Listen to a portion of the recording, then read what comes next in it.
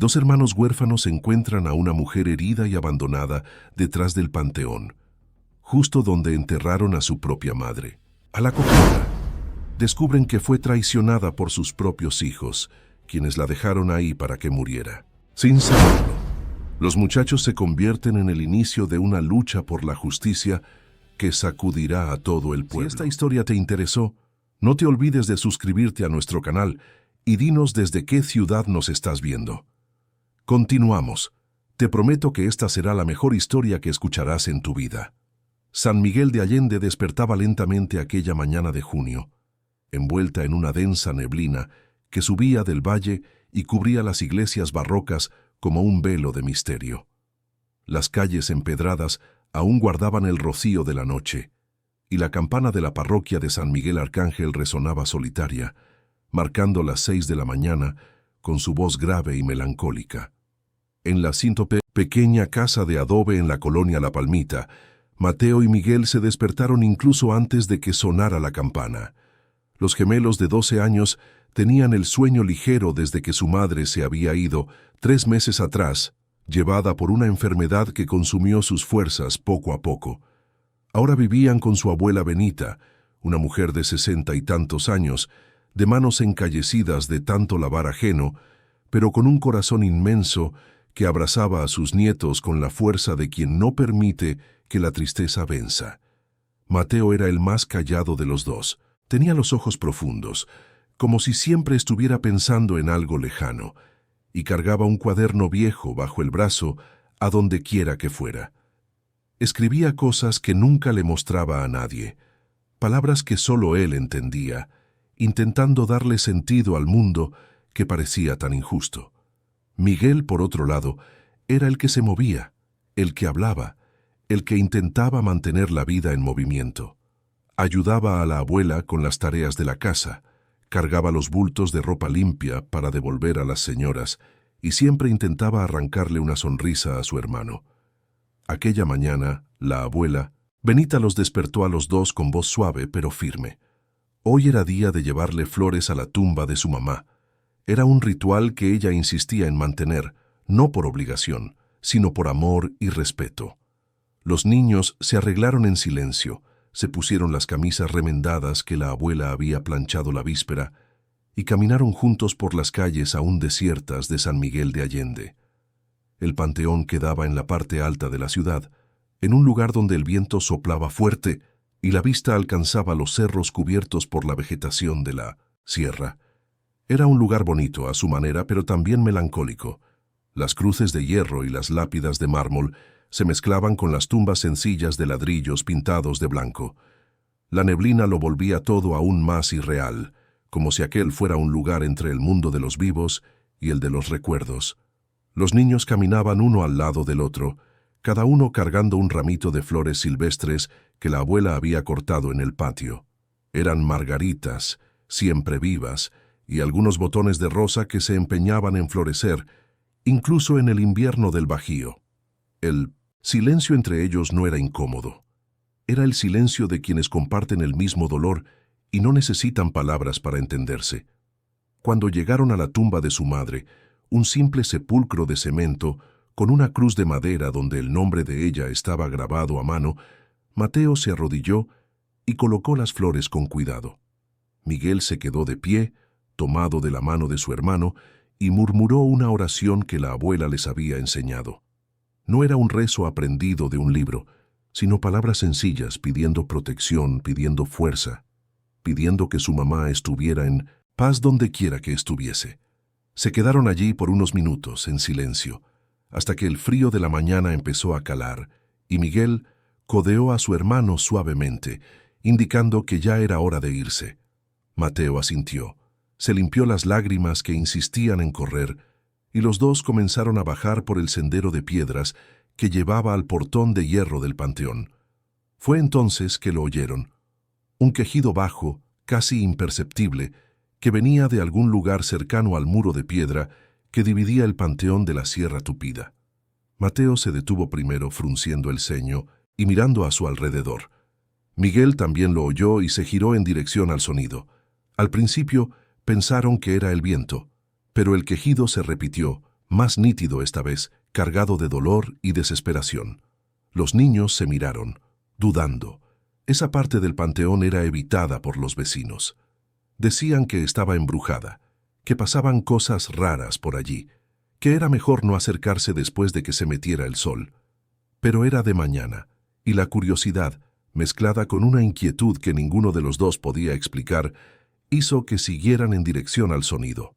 Pisaron con cuidado entre las tumbas más antiguas, algunas cubiertas de musgo y hiedra, otras completamente abandonadas, sin nombre, sin flores, sin nadie que las recordara.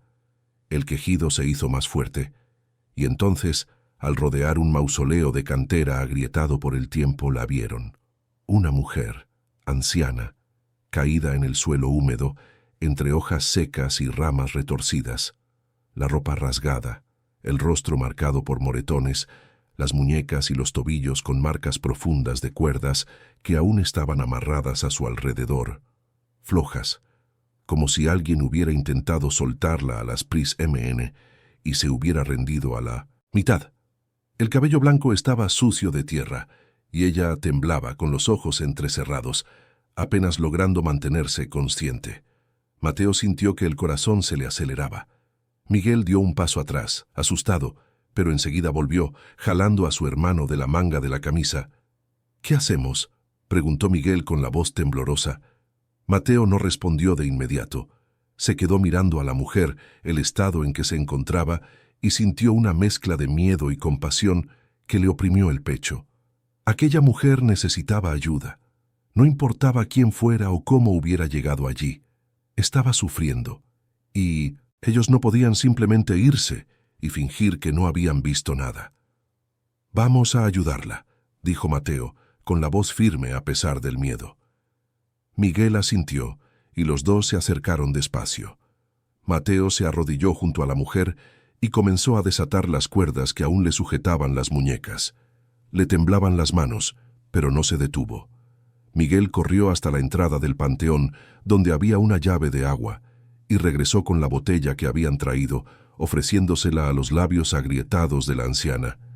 Ella bebió despacio, atragantándose un poco, pero logró tomar algunos sorbos. Cuando abrió los ojos por completo, miró a los niños con una expresión de incredulidad y gratitud al mismo tiempo. Intentó hablar, pero la voz le salió como un susurro ronco, incomprensible. «Está usted lastimada», dijo Miguel con cuidado. «Tenemos que llevarla a algún lugar, a un hospital, tal vez». La mujer negó con la cabeza débilmente, como si quisiera decir algo, pero no tuviera fuerzas. Mateo miró a su hermano, y los dos supieron que no podían llevarla al hospital solos. No tenían dinero para el transporte, y la mujer estaba demasiado débil para caminar. La única opción era llevarla con la persona en quien más confiaban en el mundo. «Vamos a llevarla a casa de la abuela», dijo Mateo. «La abuela sabrá qué hacer». Miguel estuvo de acuerdo, y juntos intentaron ayudar a la mujer a levantarse. Era ligera, casi frágil, pero aún así pesaba demasiado para dos niños de 12 años. Decidieron entonces turnarse, uno a la vez, apoyándola por los hombros mientras el otro le sostenía las piernas.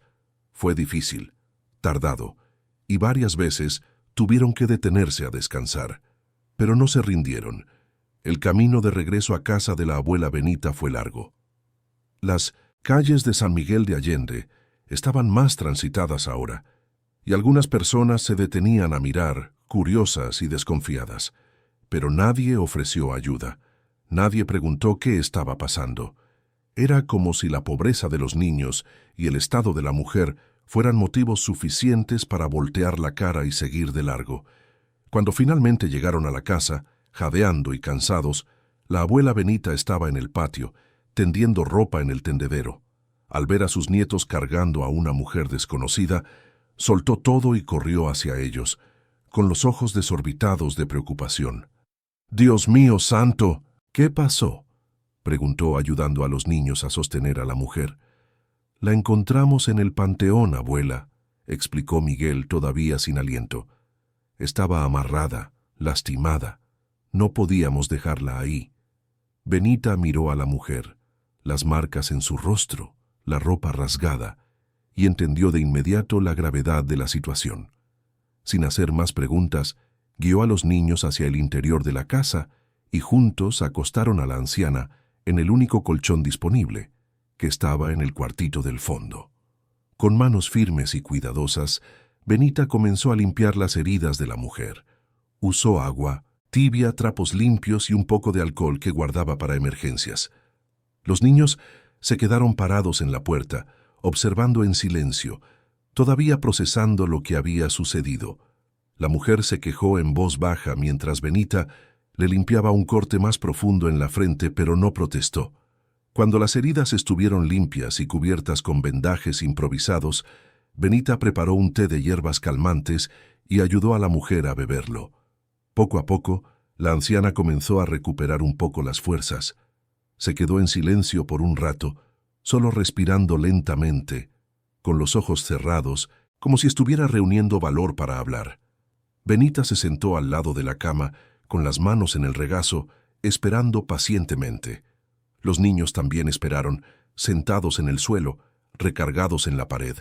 Finalmente, la mujer abrió los ojos y miró a Benita. Su voz salió débil pero cargada de emoción. «Gracias, me salvaron la vida». Benita sonrió levemente, pero había preocupación en sus ojos. «Necesita ayuda médica. Voy a llamar a alguien». La mujer negó con la cabeza, agarrando la mano de Benita con una fuerza sorprendente. «No, por favor, no llame a la policía. No ahora. Necesito contar lo que pasó primero. Necesito que alguien sepa la verdad». Benita frunció el ceño, pero no insistió. Había algo en la voz de la mujer, una urgencia, un miedo, que le hizo darse cuenta de que esa historia era más complicada de lo que parecía. «Entonces cuente», dijo Benita con calma. «Aquí estamos para escucharla». La mujer cerró los ojos de nuevo, y cuando los abrió, estaban llenos de lágrimas. «Mi nombre es Elena, Elena Ramírez, y fui traicionada por mis propios hijos». El silencio que siguió fue pesado, cargado de expectación.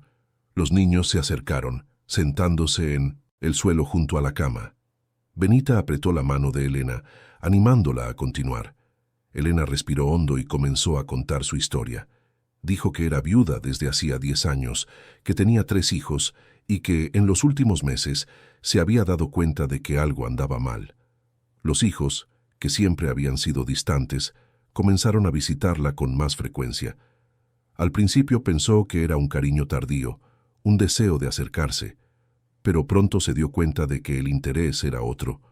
Querían que firmara papeles, decían que era para facilitar las cosas, para organizar la herencia, para asegurar que todo quedara en orden cuando ella ya no estuviera. Elena, que siempre fue una mujer atenta y desconfiada, se negó. Dijo que no firmaría nada sin entender completamente lo que estaba haciendo. Fue entonces que las cosas cambiaron.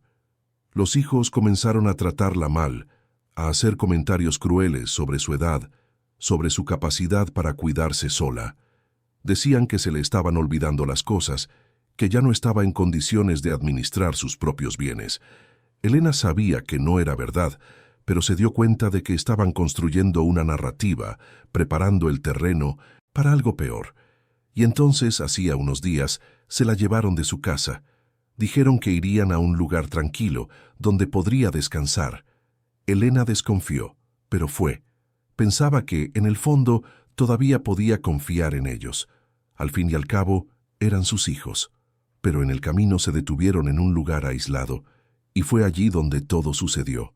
Elena no quiso entrar en detalles sobre la violencia que sufrió, pero las lágrimas que corrían por su rostro lo decían todo. Le dijeron que ya no servía para nada, que era un estorbo, que sería mejor si simplemente desapareciera. La amarraron y la dejaron allí, en el panteón, escondida entre las tumbas abandonadas, esperando que nadie la encontrara, o que, si la encontraban, ya fuera demasiado tarde. Pero los niños la encontraron. Y ahora, ella estaba allí, viva, pero con miedo, porque sabía que sus hijos no se rendirían fácilmente. Tenían planes, papeles preparados, y probablemente ya estaban esparciendo la noticia de que había desaparecido, tal vez incluso inventando una historia sobre problemas mentales o un accidente. Benita escuchó todo en silencio, con expresión grave. Cuando Elena terminó de hablar, tomó las manos de la mujer con firmeza y la miró a los ojos. «Aquí está usted segura. Nadie la va a lastimar mientras esté bajo mi techo. Pero tenemos que ser cuidadosos. La gente con poder y dinero tiene formas de torcer la verdad. Vamos a necesitar ayuda». Elena asintió, exhausta. Benita se levantó y les pidió a los niños que la acompañaran a la cocina. Allí, lejos de Elena, habló en voz baja. «Esto es serio, niños, muy serio. Hicieron lo correcto al traer a esta mujer para acá, pero ahora tenemos que pensar qué hacer. Si sus hijos descubren que está aquí, pueden venir a buscarla. Y no va a ser fácil». Mateo y Miguel se miraron, pero no había duda en sus ojos. Sabían lo que se tenía que hacer. «No vamos a dejar que la lastimen de nuevo», dijo Mateo, con una convicción que lo sorprendió hasta a él mismo. «Hicimos bien en ayudar, y vamos a seguir ayudando». Benita sonrió, orgullosa de sus nietos. Les pasó la mano por el cabello a cada uno y asintió. «Entonces vamos a necesitar aliados. Voy a hablar con el padre Joaquín. Él conoce gente que puede ayudar y vamos a mantener esto en secreto por ahora. Nadie más que nosotros tres puede saber que ella está aquí». Los días que siguieron fueron de tensión creciente. Elena se recuperaba poco a poco, pero la sombra del miedo nunca la abandonaba por completo.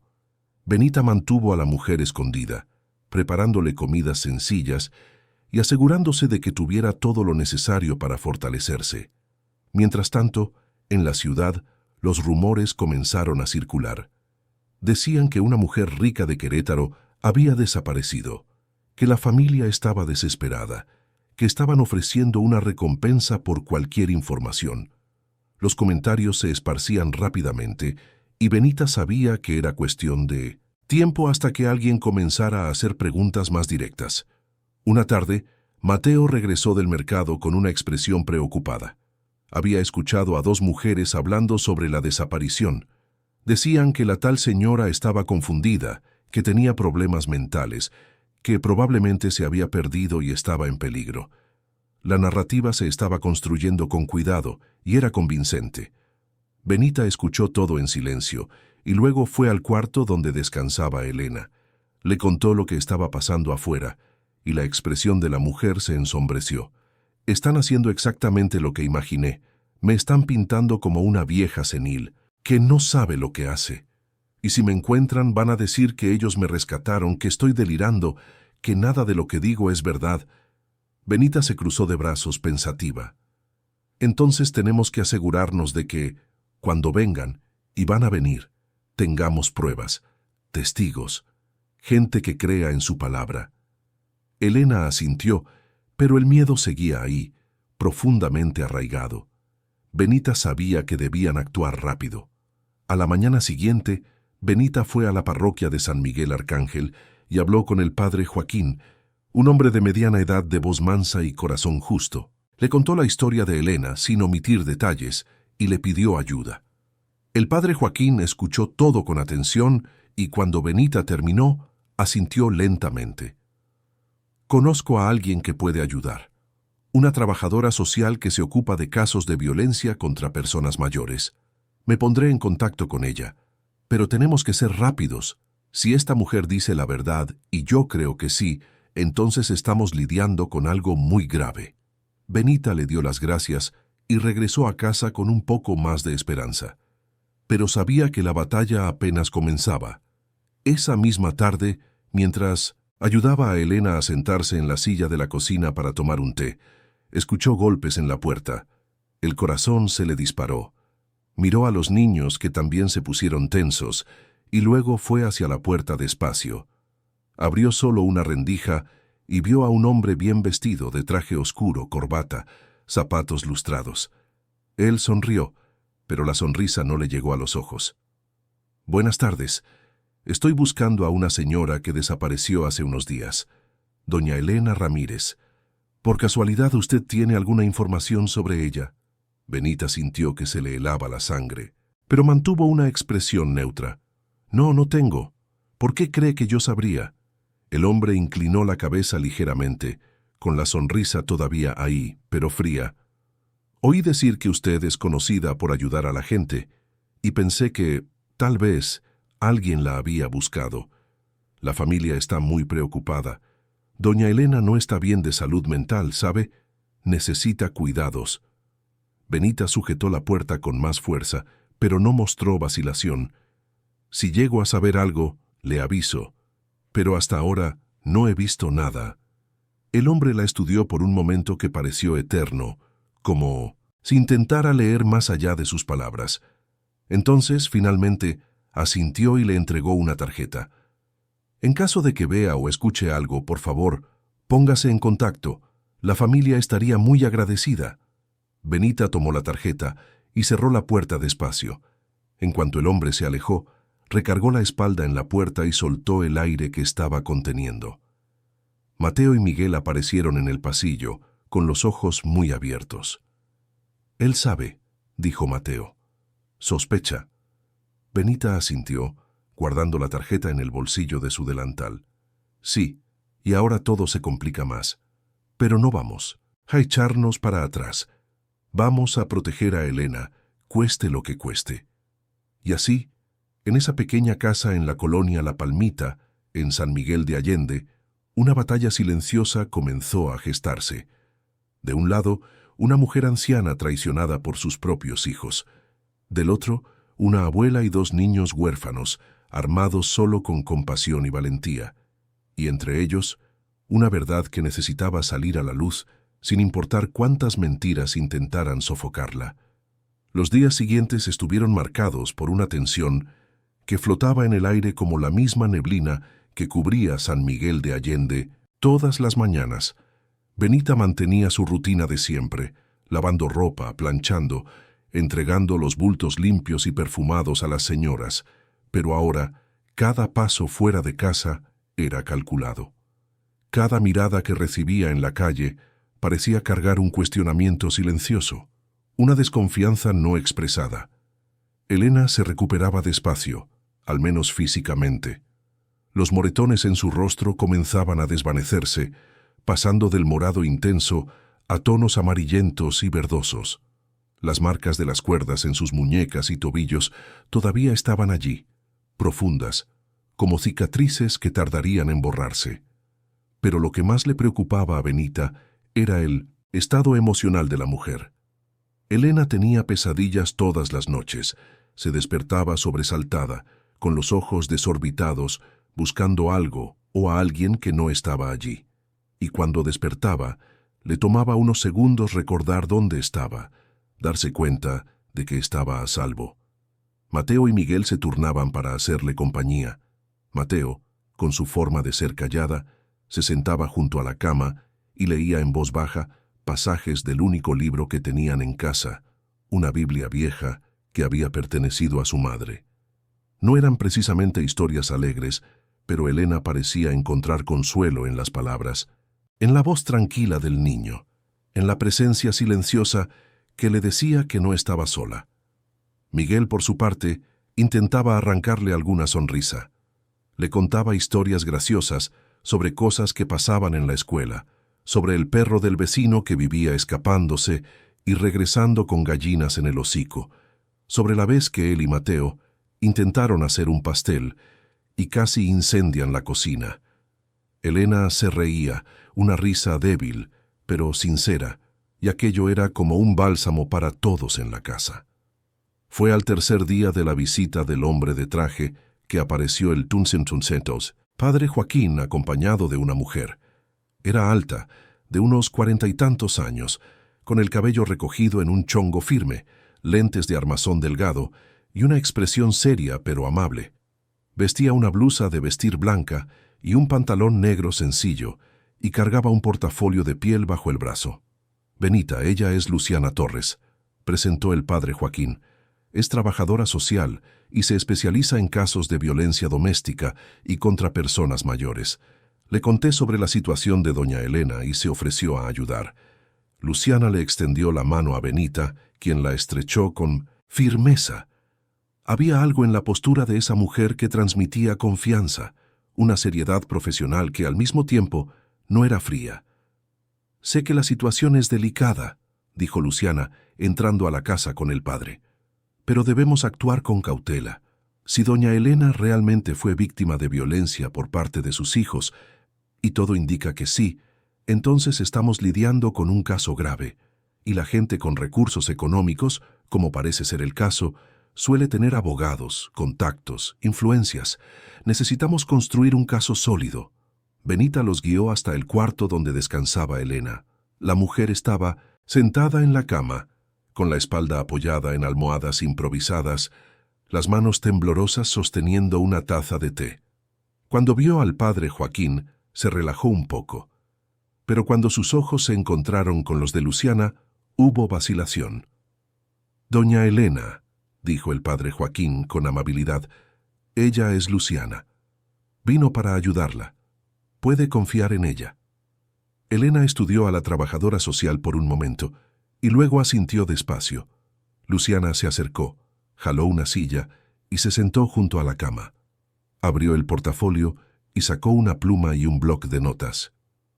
«Doña Elena, necesito que me cuente todo lo que pasó. Desde el principio. Sé que puede ser difícil revivir esos recuerdos, pero es importante que tenga todos los detalles. Voy a anotar todo, y después decidiremos juntas cuáles son los siguientes pasos. ¿Está de acuerdo?» Elena respiró hondo, miró a Benita, quien asintió para animarla, y entonces comenzó a hablar.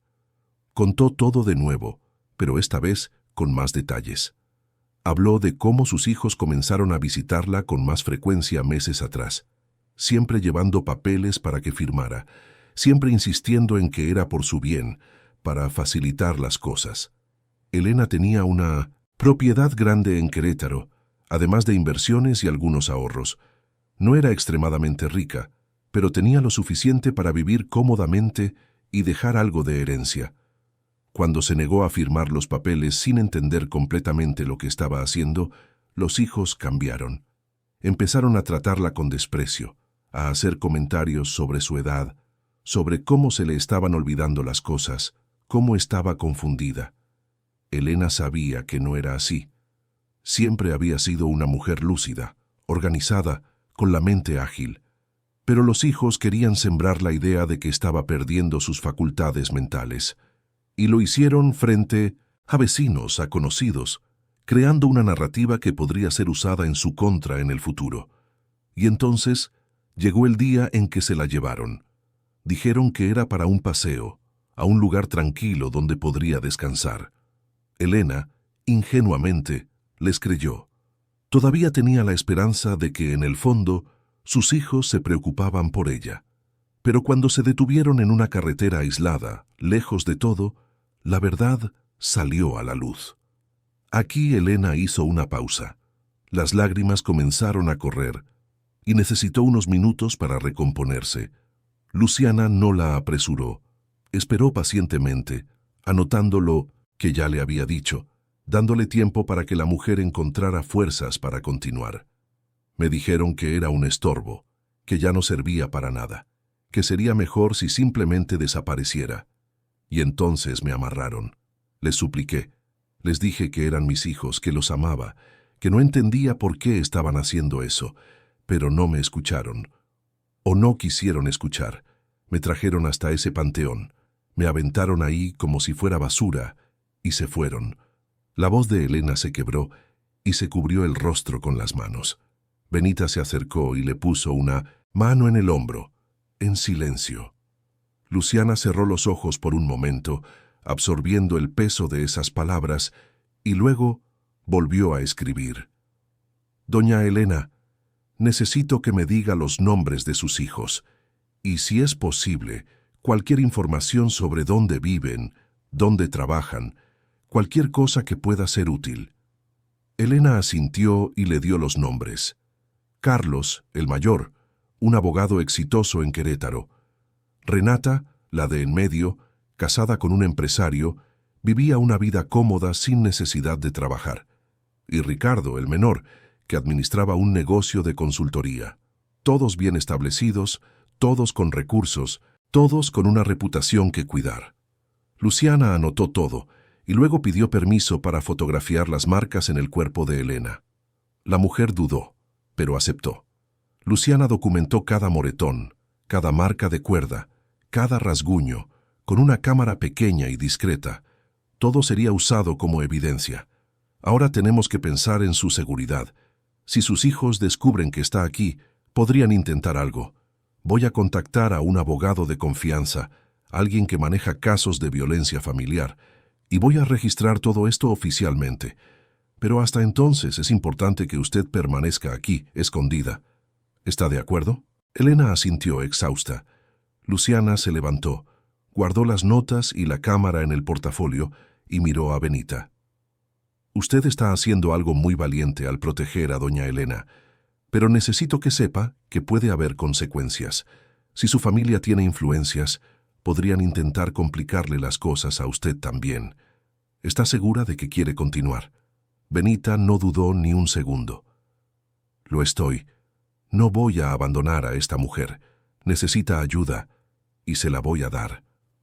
Luciana sonrió, una sonrisa pequeña pero genuina, y asintió. Entonces haremos esto juntas. En los días que siguieron, las cosas comenzaron a suceder rápidamente. Luciana consiguió un abogado, un hombre de mediana edad llamado Gerardo Méndez, conocido por defender casos difíciles de violencia familiar. Fue a casa de Benita, habló con Elena durante horas, anotó todo, estudió las fotos de las lesiones y luego salió de allí con una expresión grave. Esto es serio, muy serio. Si logramos probar que hubo intento de despojo, coacción y abandono, los hijos podrían enfrentar cargos penales, pero no será fácil. Van a negar todo, van a intentar desacreditar a doña Elena, van a usar sus recursos para alargar el caso, pero vamos a luchar. Y la lucha comenzó.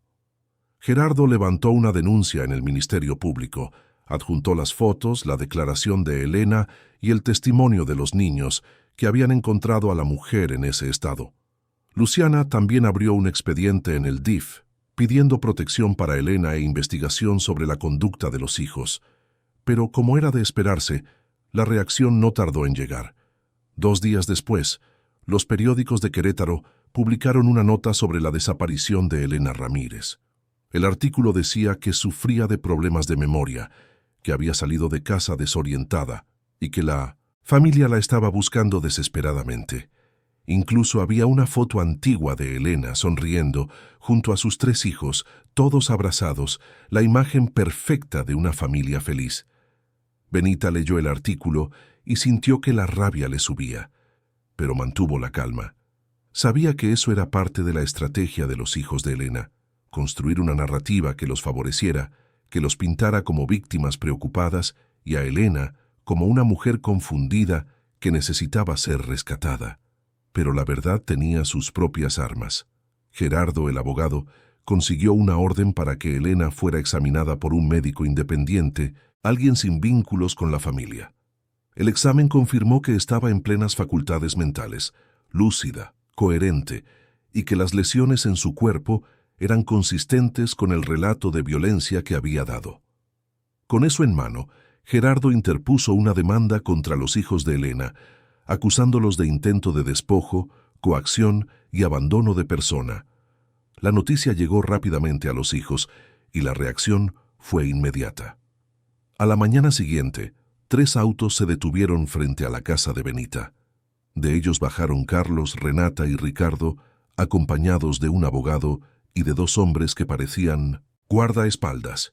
Carlos golpeó la puerta con fuerza, y cuando Benita abrió no perdió el tiempo con amabilidades. «¿Dónde está mi madre?», exigió con voz alta y autoritaria. Benita lo miró con calma, pero no se intimidó. Si se refiere a doña Elena, está bajo protección. ¿Protección? Carlos dio un paso adelante, pero Benita no retrocedió. ¿Protección de quién? ¿De una lavandera que se metió donde no la llaman? Mi madre está enferma, confundida. Necesita cuidados médicos adecuados, no de gente que quiere aprovecharse de ella. Benita sintió que la rabia le hervía, pero mantuvo la voz firme.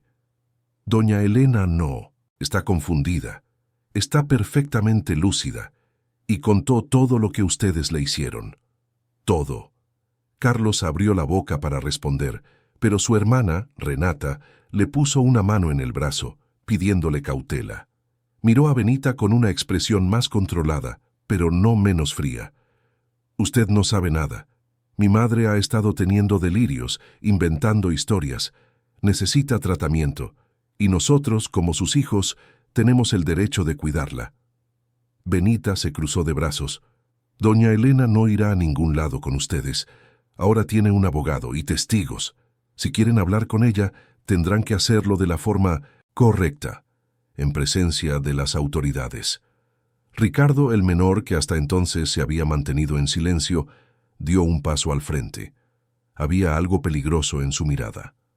«Usted no sabe con quién se está metiendo. Tenemos recursos, contactos. Podemos hacerle la vida muy difícil». Benita lo miró sin parpadear. «Pueden intentarlo, pero no van a hacer que me rinda». Carlos, al darse cuenta de que no estaban llegando a ninguna parte, hizo una seña a los guardaespaldas, que regresaron a los autos. Miró a Benita una última vez con expresión dura. «Esto no se va a quedar así. Vamos, saber quién dice la verdad». Y entonces se fueron dejando un rastro de amenaza en el aire. Benita cerró la puerta y se recargó en ella, con el corazón acelerado. Mateo y Miguel aparecieron corriendo del fondo de la casa, donde se habían quedado escondidos con Elena. «Ya se fueron», dijo Benita. «Pero esto está lejos de terminar». Elena, que había escuchado todo desde su escondite, llegó a la sala, con los ojos llenos de lágrimas. «Ustedes no tienen que hacer esto por mí, no tienen que arriesgarse así». Benita se acercó a ella y le tomó las manos, con firmeza. «Claro que sí, porque es lo correcto, y porque nadie merece pasar por lo que usted pasó. Vamos a luchar, doña Elena, y vamos a ganar». Pero los días que siguieron demostraron que la lucha sería más dura de lo que imaginaban. Los hijos de Elena comenzaron a esparcir rumores por el pueblo. Decían que Benita estaba manipulando a una mujer enferma para sacarle dinero, que los niños eran cómplices, que todo no era más que una estafa bien elaborada.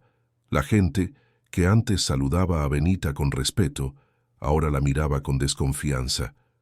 Algunas señoras cancelaron sus servicios de lavandería, diciendo que preferían no meterse en problemas. La presión económica comenzó a sentirse. Benita tenía ahorros, pero no muchos, y con menos trabajo las cosas se pusieron difíciles. Pero no retrocedió. Siguió cuidando de Elena, asegurándose de que la mujer tuviera comida, medicinas, consuelo. Y los niños, a pesar de escuchar comentarios crueles en la escuela, mantuvieron la cabeza en alto. Fue Luciana quien trajo la noticia que cambió el rumbo de las cosas. Apareció en la casa una tarde, con una expresión de quien había descubierto algo importante. «Conseguí algo. Uno de los vecinos de doña Elena en Querétaro está dispuesto a declarar. Dijo que vio a los hijos saliendo de la casa con su madre ese día y que ella parecía asustada, intentando resistirse. Le pareció extraño, pero no hizo nada en el momento. Ahora está dispuesto a testificar. Además, Gerardo, el abogado, había encontrado inconsistencias en los documentos que los hijos habían preparado. Firmas que no coincidían, fechas que no tenían sentido, cláusulas que eran claramente perjudiciales para Elena. Todo apuntaba a un intento de forzarla a firmar papeles bajo coacción. Con estas nuevas pruebas, el caso ganó fuerza. La policía abrió una investigación formal, y los hijos de Elena fueron citados a declarar. Intentaron mantener la calma, negaron todo, pero las contradicciones comenzaron a aparecer. Carlos dijo que su madre llevaba meses confundida. Renata dijo que los problemas habían comenzado hacía pocas semanas.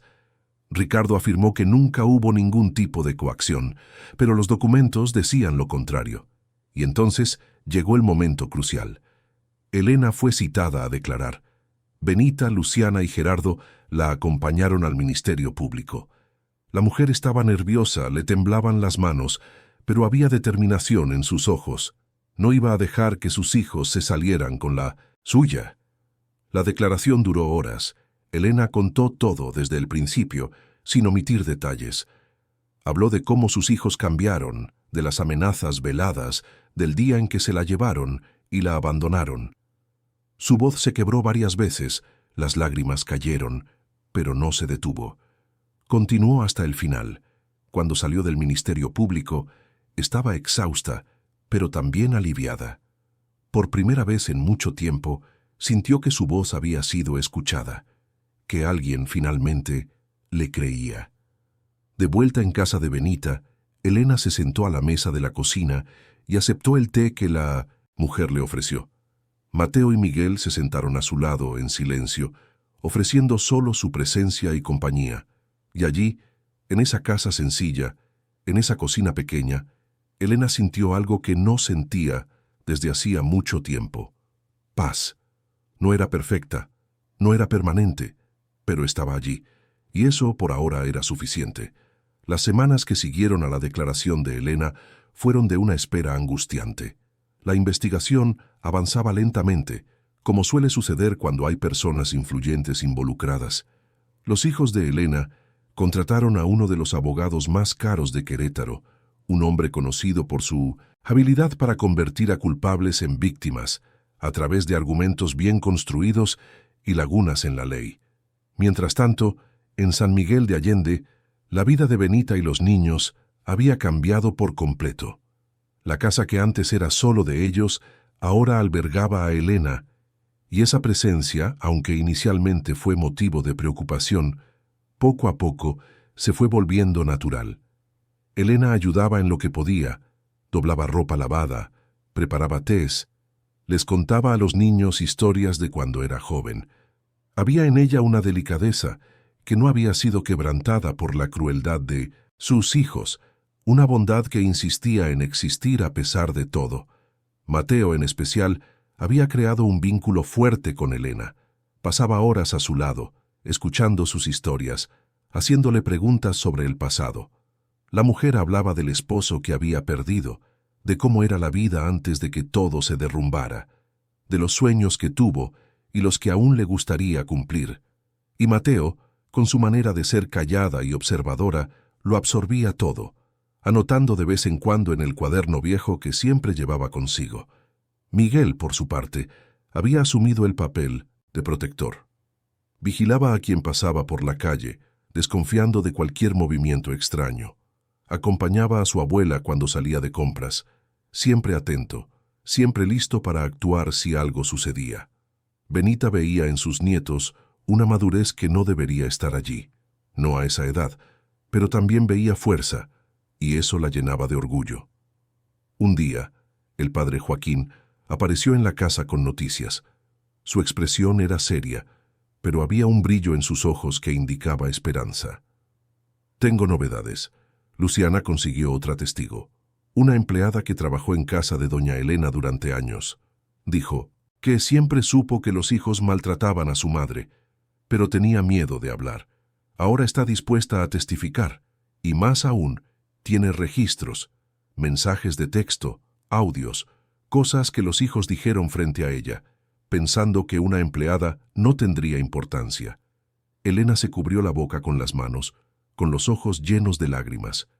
Esa mujer, Juana, había sido más que una empleada.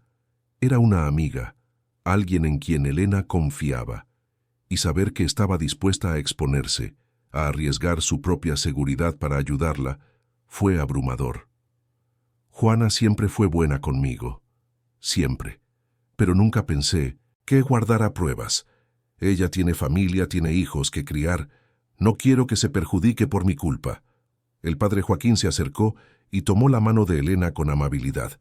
Lo está haciendo porque quiere, doña Elena, porque sabe que es lo correcto, y Luciana se asegurará de que tenga protección. Nadie la va a lastimar. Elena asintió, pero la culpa aún pesaba. Se sentía responsable por poner a tanta gente en riesgo, por arrastrar a Benita, a los niños, a Luciana, a Gerardo, al padre Joaquín y ahora a Juana a esa batalla. Pero Benita, que estaba escuchando todo desde la puerta de la cocina, entró y se sentó a su lado. «Doña Elena, cada persona que está ayudando lo hace por elección propia. Nadie aquí es una víctima. Somos aliados y vamos a luchar juntos hasta el final». Esas palabras calaron hondo en Elena. Miró a su alrededor, a esa casa sencilla, a los rostros de esas personas que apenas la conocían pero que se habían convertido en su familia, y sintió que algo se rompía dentro de ella. No era algo malo. Era como si una barrera que había construido a lo largo de los años para protegerse del dolor finalmente estuviera cayendo. Y detrás de esa barrera había espacio para la esperanza. Los días que siguieron trajeron nuevas complicaciones. Los hijos de Elena, al darse cuenta de que el caso se estaba poniendo serio, cambiaron de estrategia. Dejaron de negarlo todo y comenzaron a alegar que no era más que un malentendido. Dijeron que sí, habían llevado a su madre de paseo, pero que ella se había bajado del auto por voluntad propia, confundida, y que la habían buscado desesperadamente. Alegaron que las marcas en su cuerpo eran resultado de caídas, de accidentes causados por su propia desorientación. Era una historia bien construida, llena de detalles que parecían plausibles para quien no conocía la verdad. Y lo peor es que estaba funcionando. Algunos periódicos comenzaron a cuestionar la versión de Elena, sembrando dudas sobre su capacidad mental, sobre la credibilidad de sus testigos. La opinión pública estaba dividida, y eso era peligroso. Gerardo, el abogado, convocó una reunión en casa de Benita. Trajo a Luciana, y los dos se sentaron a la mesa de la cocina con Elena, Benita y el padre Joaquín. La expresión de Gerardo era tensa. Necesitamos algo más, algo definitivo que pruebe sin lugar a dudas que los hijos de doña Elena mintieron. Los testigos son importantes, los documentos también, pero necesitamos algo que destruya por completo su versión. Elena se miró las manos, las marcas que aún estaban allí, y sintió una frustración inmensa. ¿Cómo era posible que, después de todo lo que había pasado, todavía tuviera que demostrar que estaba diciendo la verdad? Fue Luciana quien tuvo la idea. Miró a Elena con una expresión pensativa, y luego a Gerardo. ¿Y si consiguiéramos acceso a los registros financieros de los hijos? Si estaban planeando apoderarse de los bienes de doña Elena. Debe haber movimientos sospechosos, preparativos, transferencias, algo que indique que se estaban preparando para tomar el control de su patrimonio. Gerardo golpeó la mesa con la mano, con los ojos brillantes. Eso, exactamente eso. Voy a solicitar una orden judicial para investigar sus finanzas. Si logramos probar que estaban haciendo movimientos para apropiarse de los bienes de doña Elena, incluso antes de que supuestamente desapareciera, entonces sí tendremos algo irrefutable. La esperanza volvió a brillar en los ojos de Elena, pero junto con ella vino el miedo, porque sabía que, si se metían con el dinero de sus hijos, la reacción sería violenta. Y esta vez no sabía si estarían preparados para enfrentarla. La orden judicial fue concedida y los registros financieros de los 3 hijos de Elena fueron analizados. Lo que encontraron fue impactante. Carlos había abierto una cuenta a nombre de su madre, pero con un poder notarial falsificado, y había comenzado a transferir cantidades significativas a cuentas personales. Renata había vendido algunos bienes de su madre, alegando tener autorización, y se había quedado con el dinero. Ricardo tenía documentos preparados para declarar a su madre como incapacitada, firmados por un médico amigo de la familia, que claramente no había examinado a Elena adecuadamente. Todo estaba allí, negro sobre blanco, un plan meticulosamente construido para despojar a Elena de sus bienes y silenciarla para siempre. Gerardo presentó las pruebas al juez y la reacción fue inmediata. Los 3 hijos fueron citados a una audiencia, y esta vez no había escapatoria. La audiencia fue programada para un viernes por la mañana. Elena estaba aterrorizada con la idea de volver a ver a sus hijos, pero sabía que era necesario. Benita, Luciana y Gerardo la acompañarían y eso le daba algo de fuerza. La víspera apenas pudo dormir. Se quedó acostada en la cama, mirando el techo, repasando mentalmente todo lo que diría, todo lo que necesitaba decir. Mateo y Miguel, que se habían dado cuenta de la tensión, entraron a su cuarto antes de dormir. Miguel se sentó en el borde de la cama y Mateo se quedó de pie a un lado con las manos en los bolsillos, un poco avergonzado pero decidido. Queríamos decirle algo, comenzó Miguel, mirando a Elena con seriedad. Sabemos que mañana va a ser difícil, pero usted no está sola. Nosotros le creemos, la abuela le cree, todo el mundo que la conoce de verdad le cree. Y eso tiene que valer algo. Mateo, más tímido, sacó el cuaderno viejo del bolsillo y lo abrió en una página marcada. Leyó en voz baja, casi susurrando. Escribí esto hoy. Es un poco tonto, pero quería que lo escuchara. Dice así: hay cosas que no elegimos. No elegimos la familia en la que nacemos. No elegimos los dolores que vamos a cargar, pero sí elegimos quién va a estar a nuestro lado cuando todo parezca imposible. Y nosotros la elegimos a usted, porque usted se lo merece. Elena comenzó a llorar, pero esta vez eran lágrimas de gratitud. Atrajo a los dos niños en un abrazo apretado y se quedó allí, sosteniéndolos, sintiendo la fuerza de esos corazones pequeños pero inmensos. Al día siguiente, el juzgado estaba lleno. Elena entró acompañada de Benita, Luciana y Gerardo, y sintió las miradas de todos sobre ella. Al otro lado de la sala, los tres hijos estaban sentados, acompañados de su abogado. Carlos miró a su madre con una expresión dura, sin ningún rastro de remordimiento. Renata desvió la mirada como si no pudiera enfrentar a su madre. Ricardo se quedó de brazos cruzados con expresión indiferente. El juez, un hombre de mediana edad, de cabello canoso y lentes redondos, entró y todos se pusieron de pie. Se sentó, ajustó los papeles en su escritorio y dio inicio a la sesión. La audiencia duró horas. Gerardo presentó todas las pruebas, una por una. Mostró las fotos de las lesiones de Elena, las declaraciones de los testigos, los registros financieros que probaban el intento de despojo. El abogado de los hijos intentó contraargumentar, alegando que todo no eran más que interpretaciones equivocadas, que los hijos solo estaban cuidando los intereses de su madre, que las transferencias financieras eran legítimas. Pero cuando llegó el turno de hablar de Elena, todo cambió. Se puso de pie con las manos temblorosas, pero con la voz firme. Miró directamente a sus hijos y comenzó a hablar. Les di todo. Trabajé toda mi vida para que tuvieran lo que yo nunca tuve. Pagué escuelas, universidades, los ayudé cuando estaban en dificultades. Siempre estuve ahí. Y cuando los necesité, cuando me quedé sola después de que su padre se fue, ustedes me abandonaron. Peor que eso, me traicionaron. Me trataron como si no fuera nada, como si mi vida no tuviera valor. ¿Y por qué? Por dinero, por bienes, por cosas que no le van a traer felicidad a nadie. Su voz se quebró, pero continuó. Ustedes me amarraron, me dejaron en un panteón esperando que me muriera allí. Y si no fuera por dos niños pobres y huérfanos, que tuvieron más compasión que mis propios hijos, yo no estaría aquí hoy. Ellos me salvaron. Ellos y una mujer que apenas me conocía, pero que me acogió, me protegió, arriesgó todo por mí.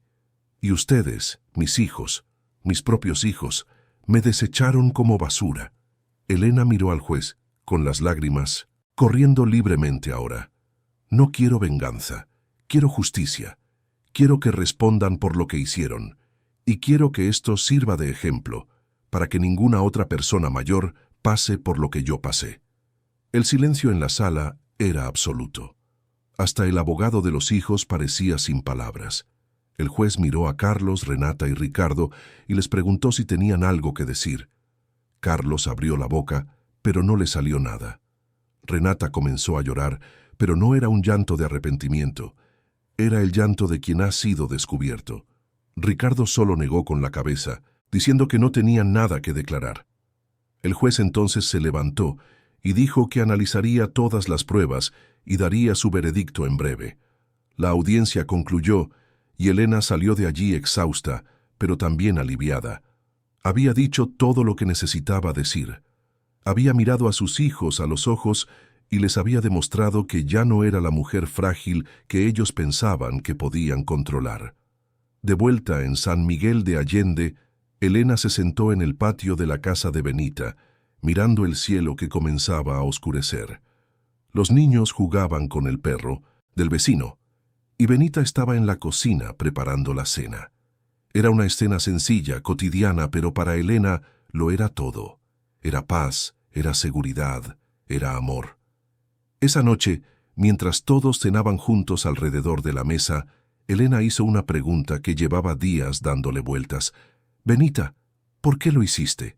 ¿Por qué arriesgaste todo por mí, una desconocida?» Benita dejó de comer, miró a Elena con esos ojos llenos de sabiduría y respondió con sencillez: «Porque era lo correcto, y porque nadie, absolutamente nadie, merece ser tratado como la trataron a usted. Si cada uno de nosotros hace un poquito, el mundo se vuelve menos cruel. Es así de simple». Elena sonrió, algo raro en los últimos tiempos, y asintió. Era así de simple, y en esa simplicidad había una belleza profunda, algo que había olvidado que existía.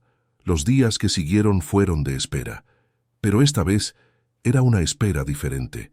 Ya no era esa angustia paralizante, era expectación, la sensación de que, finalmente, la verdad estaba saliendo a la luz y que, pasara lo que pasara, Elena sabía que ya no estaba sola. Y entonces una mañana sonó el teléfono. Era Gerardo. El juez había dado el veredicto. Los hijos de Elena serían responsabilizados. Tendrían que devolver todo lo que le habían quitado, enfrentarían procesos penales por intento de despojo y coacción, y estarían sujetos a medidas de protección que les impedían acercarse a su madre. Elena escuchó todo en silencio, y cuando colgó el teléfono, se quedó parada un momento, procesando.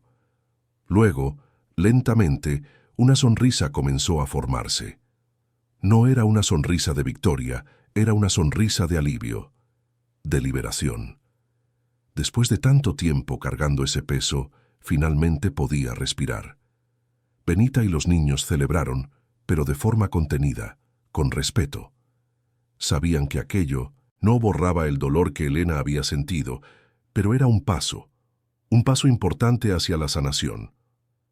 Esa noche, Elena pidió ir al panteón. A Benita le pareció extraño, pero la acompañó junto con los niños. Cuando llegaron al lugar donde todo había comenzado, al muro donde los niños la habían encontrado, Elena se detuvo y respiró hondo. «Aquí fue donde morí, y aquí fue donde renací, gracias a ustedes».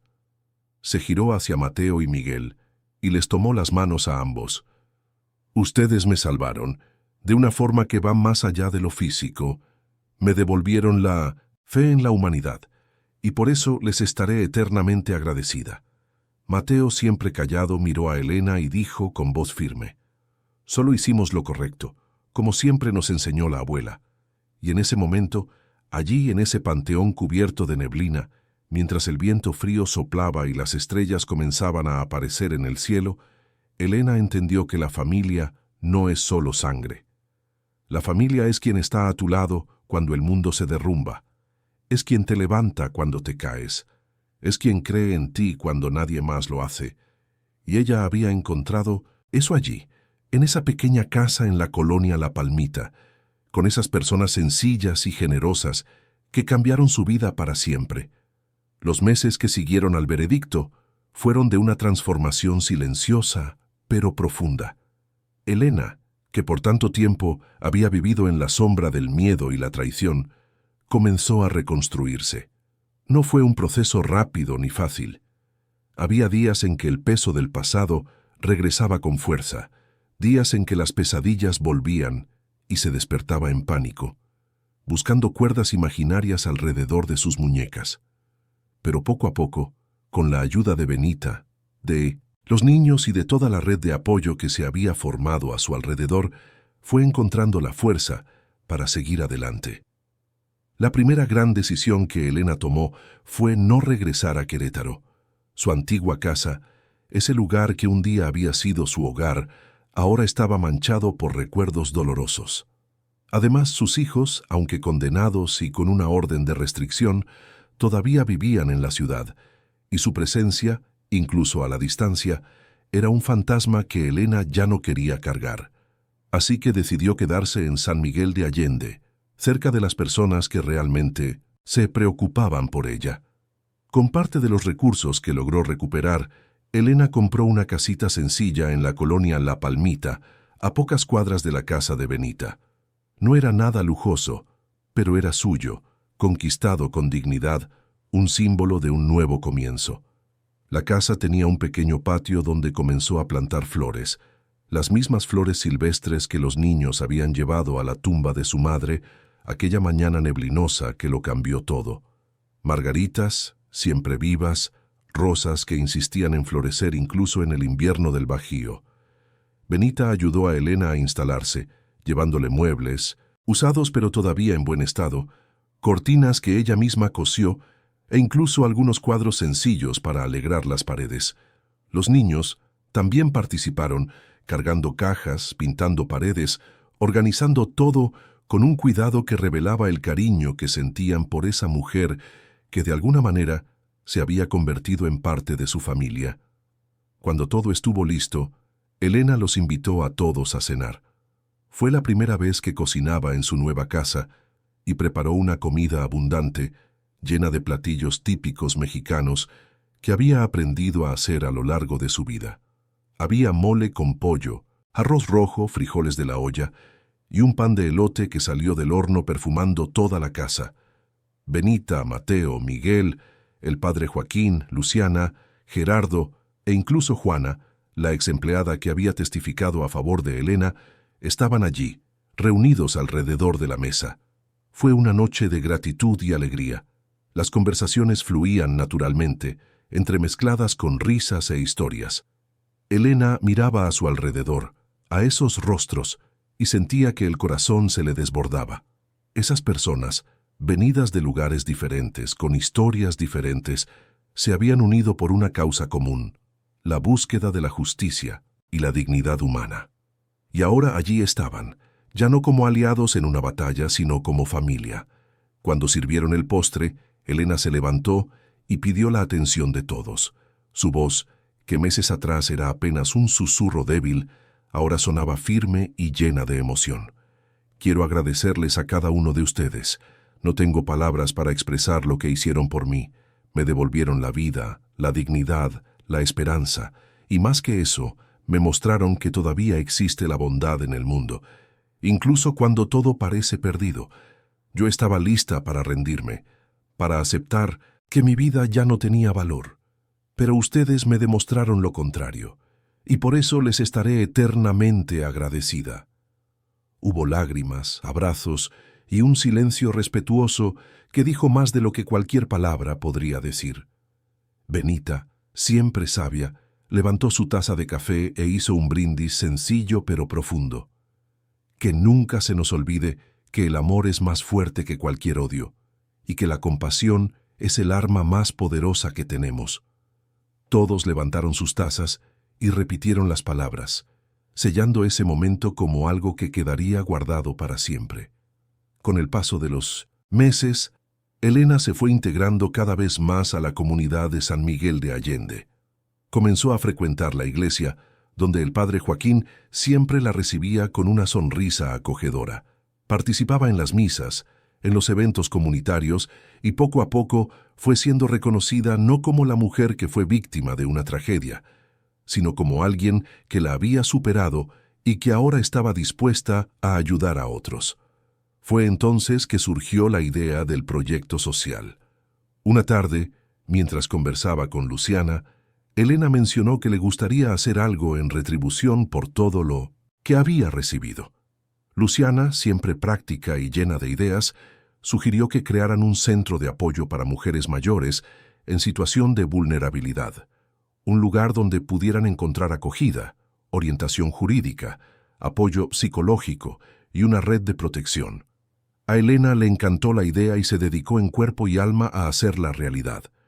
Con parte de sus recursos, alquiló un pequeño local en el centro de la ciudad y con la ayuda de Luciana, Benita y varios voluntarios, transformó ese espacio en un refugio para mujeres que pasaban por situaciones similares a la suya.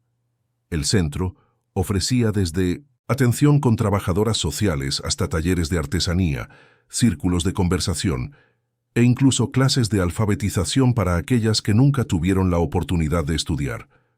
Mateo y Miguel también se involucraron en el proyecto. Mateo, a quien siempre le gustó escribir, comenzó a dar clases de redacción a algunas de las mujeres, ayudándolas a escribir cartas, documentos e incluso pequeñas historias de sus vidas. Miguel, más activo, organizaba actividades recreativas, ayudaba con la logística y se convirtió en una especie de mensajero, llevando recados y manteniendo a todos conectados. El centro rápidamente ganó reconocimiento. Los periódicos locales publicaron artículos sobre el proyecto, destacando la historia de Elena y la importancia de ese trabajo. Algunas empresas comenzaron a hacer donaciones y la comunidad se movilizó para ayudar. Lo que comenzó como un pequeño sueño de una mujer que quería devolver el bien que recibió, se transformó en algo mucho más grande, impactando decenas de vidas. Una de las mujeres que llegó al centro meses después fue Guadalupe, una señora de 70 años que había sido expulsada de su casa por su propio hijo después de que su esposo falleciera. Llegó asustada, sin saber a dónde ir, sin dinero, sin esperanza. Elena la recibió personalmente y al escuchar la historia de Guadalupe vio un reflejo de sí misma. Acogió a la mujer con cariño, le ofreció refugio temporal y comenzó a trabajar junto con Luciana para resolver su situación. Con el tiempo, Guadalupe se fortaleció. Consiguió una pensión a la que tenía derecho pero que su hijo le ocultaba y comenzó a reconstruir su vida. Meses después, se convirtió en voluntaria en el propio centro, ayudando a otras mujeres que llegaban en la misma situación que ella. Fue viendo historias como la de Guadalupe que Elena entendió el verdadero significado de su propio viaje.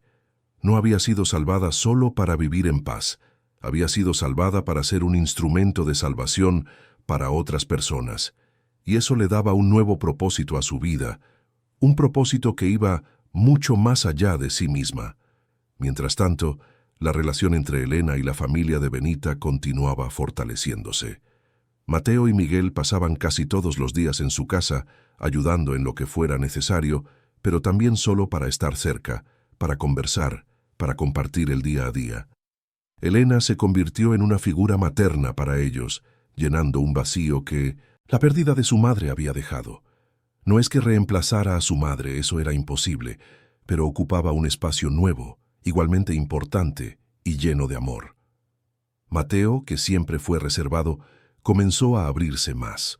Le mostró a Elena algunos de los textos que escribía, poesías y reflexiones profundas para alguien tan joven. Ella lo animó, lo elogió, e incluso le sugirió que intentara publicar algunos escritos en periódicos locales.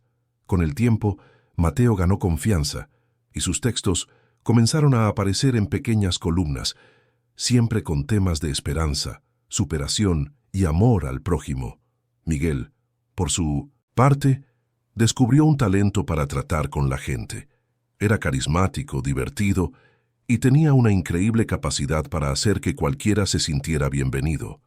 Elena veía en él a un líder en potencia, alguien que podría hacer una gran diferencia en el mundo si tuviera las oportunidades adecuadas. Y estaba decidida a ayudarlo a alcanzar ese potencial. Con el apoyo de Elena, Miguel consiguió una beca en una escuela privada de San Miguel de Allende, algo que Benita nunca habría podido pagar. Y Mateo, por insistencia de Elena, también fue matriculado en la misma escuela, asegurando que los dos continuaran juntos, apoyándose mutuamente. La educación, sabía Elena, era la clave para un futuro mejor, y estaba comprometida a garantizar que esos niños tuvieran todas las oportunidades que ella pudiera brindarles. Benita, observando todo desde lejos, sentía una mezcla de orgullo y gratitud. Su vida nunca había sido fácil, siempre luchando por sobrevivir, siempre cargando el peso de cuidar a sus nietos sola. Pero ahora, con Elena allí, compartiendo las responsabilidades, ofreciendo apoyo, todo parecía más ligero, y más que eso, había ganado una amiga, una verdadera hermana de corazón, alguien con quien podía contar en los momentos difíciles y celebrar en los buenos. Las dos mujeres, tan diferentes en sus orígenes pero tan parecidas en esencia, crearon un vínculo que iba más allá de las circunstancias que las unieron.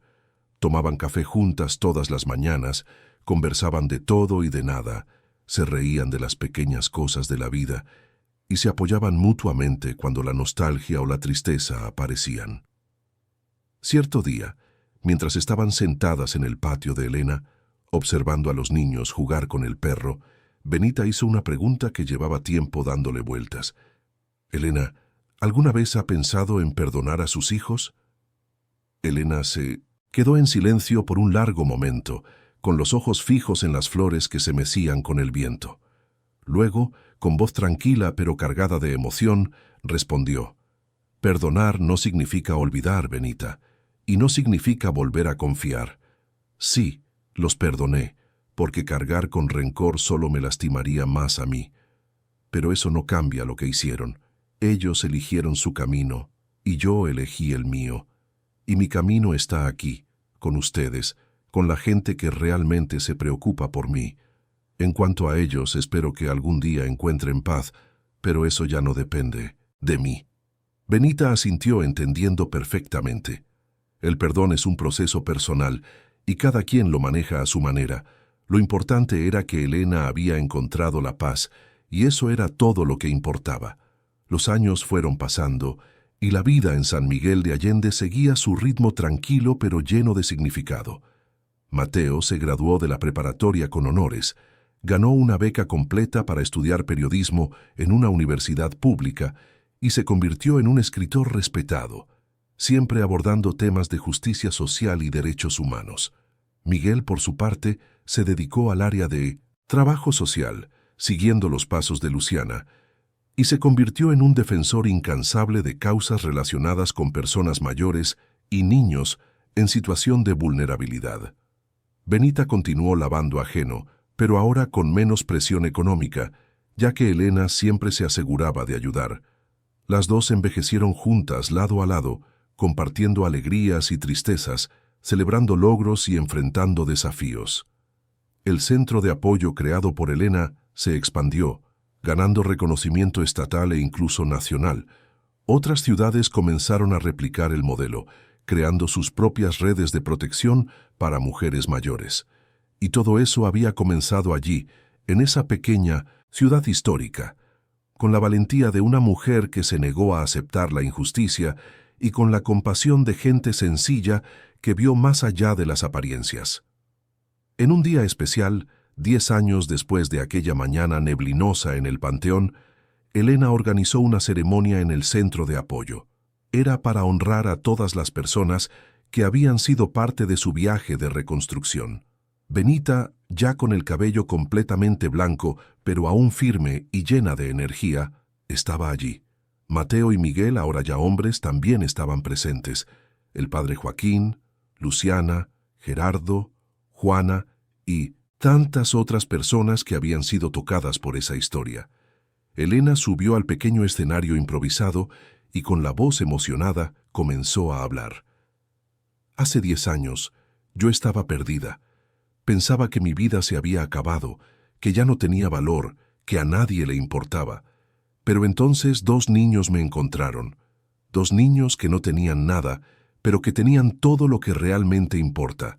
Un corazón puro y la valentía de hacer lo correcto. Ellos me salvaron. Y a partir de ese momento, muchas otras personas entraron en mi vida y me mostraron que la bondad todavía existe, que la compasión todavía existe, que el amor todavía existe. Miró directamente a Mateo y Miguel, que estaban en la primera fila con los ojos brillantes. Ustedes me enseñaron que la familia no es de sangre, es una elección, es estar presente, es amar sin esperar nada a cambio. Y yo los elegí a ustedes, y ustedes me eligieron a mí. Y eso hizo toda la diferencia. Hubo aplausos, lágrimas, abrazos. Y en ese momento, todos allí entendieron que esa historia no era solo sobre tragedia y superación. Era sobre la fuerza de los lazos humanos, sobre la capacidad que tenemos de transformar el dolor en amor, de transformar el sufrimiento en propósito. Al final de la ceremonia, Elena pidió que todos fueran al Panteón, el lugar donde todo había comenzado.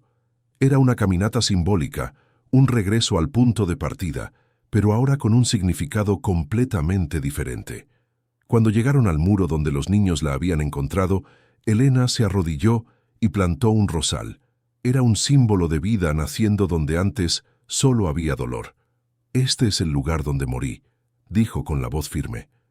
«Pero también es el lugar donde renací. Y ahora, esta rosa crecerá aquí recordándoles a todos que incluso en los lugares más oscuros, la vida puede florecer». Los años continuaron pasando, y Elena vivió una vida plena, rodeada de amor y propósito. Cuando llegó su hora de partir, muchos años después, fue en paz, en su propia cama, con Benita sosteniendo una de sus manos y Mateo y Miguel sosteniendo la otra. Sus últimas palabras fueron de gratitud, de amor, de esperanza. «Gracias por todo. Me devolvieron la vida y viví, realmente viví». El entierro de Elena fue sencillo como ella había pedido, pero el panteón estaba lleno. Cientos de personas vinieron a presentar sus respetos. Mujeres que habían sido ayudadas por el centro de apoyo, voluntarios, amigos, vecinos, todos unidos por la misma gratitud. Y en su tumba, junto al rosal que ella misma había plantado años atrás, Mateo colocó una placa con una frase que había escrito especialmente para ella. «Aquí descansa Elena Ramírez, quien nos enseñó que el amor siempre vence». Benita, ya con más de 80 años, se quedó parada frente a la tumba por un largo rato, en silencio. Luego, con la voz entrecortada, murmuró una última despedida. «Vete en paz, amiga mía. Cumpliste tu misión. Y nosotros continuaremos lo que empezaste». Y así fue. El centro de apoyo continuó funcionando, ahora administrado por Miguel, con Mateo escribiendo historias sobre las mujeres que eran ayudadas, esparciendo el mensaje de esperanza y dignidad. El legado de Elena estaba asegurado, no en bienes materiales, sino en vidas transformadas, en corazones tocados, en almas salvadas. Mateo, años después, escribió un libro contando toda la historia, desde aquella mañana neblinosa en el panteón hasta los últimos días de Elena. El libro se convirtió en un éxito, no porque fuera una historia increíble, sino porque era una historia verdadera, una historia de redención, de compasión, de amor incondicional. Y la gente necesitaba escuchar historias así, necesitaba creer que, incluso cuando todo parece perdido, todavía hay esperanza. La historia de Elena, Benita, Mateo y Miguel quedó grabada en la memoria de San Miguel de Allende. Se convirtió en leyenda, en inspiración, en prueba de que pequeños actos de bondad pueden cambiar el curso de vidas enteras.